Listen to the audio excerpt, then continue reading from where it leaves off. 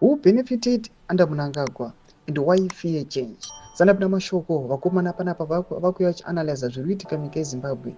Vanhu vari kutya aiwa kuadvocata for change just because aiwa kune vamwe vari kubenefita. Sanapina mashoko anobuda panapa zviri kunokunzi ndo the current situation nekuti vanhu vari kutya munyika. Remember, subscribe or like or turn the bell icon. Team now Zimbabwe chiti.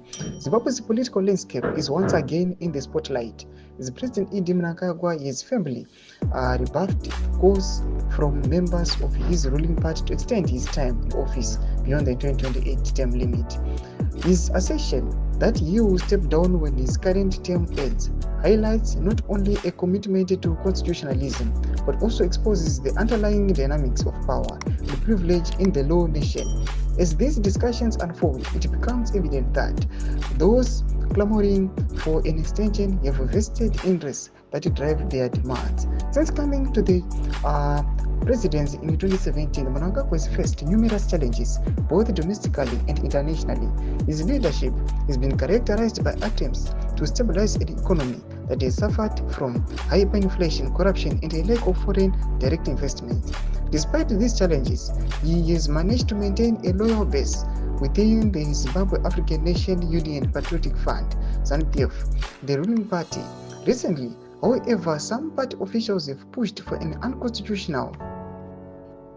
a constitutional amendment that would allow him to extend his presidency by 2 additional years. Mnangagwa's rejection of his proposal is significant. He stated, "I'm a constitutionalist. I have my 2 terms. When they come to an end, the country and the party will move on by electing my successor." This clear stance not only reinforces his commitment to the rule of law, but also signals a potential rift in Zimbabwe's politics, where the fears of entrenched interests loom large.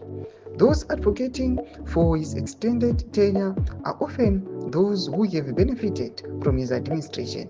Many of these individuals hold positions of power and influence within the government or are connected to key industries. Their support for the president is likely rooted in a desire to maintain the status quo, where their privileges and financial gains are secured. The political elite in Zimbabwe has historically thrived in environments where leadership remains static.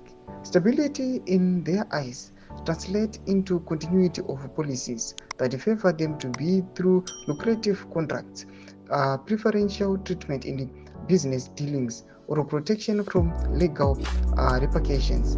A change in leadership could disrupt these benefits, leading to uncertainty and potential loss of power. Thomas Panoyach analyzed on these guys who are advocating for the term extension, ndo vari kungokwanisa kudya chete, ndo vari kuma-elites, ndo vari kwanisa kungoasesa kuti vakwanise kuwana mafunds. Zviri kuonekwa nevanhu zvinzi aiwa hazvisi pamutemo. Imbudze mafungiro enyu muri kubika pamusoro pechitiko ichi. Ndina kumesekshen medu kuti mafungiro enyu, musana subscribe or like, turn on the bell icon.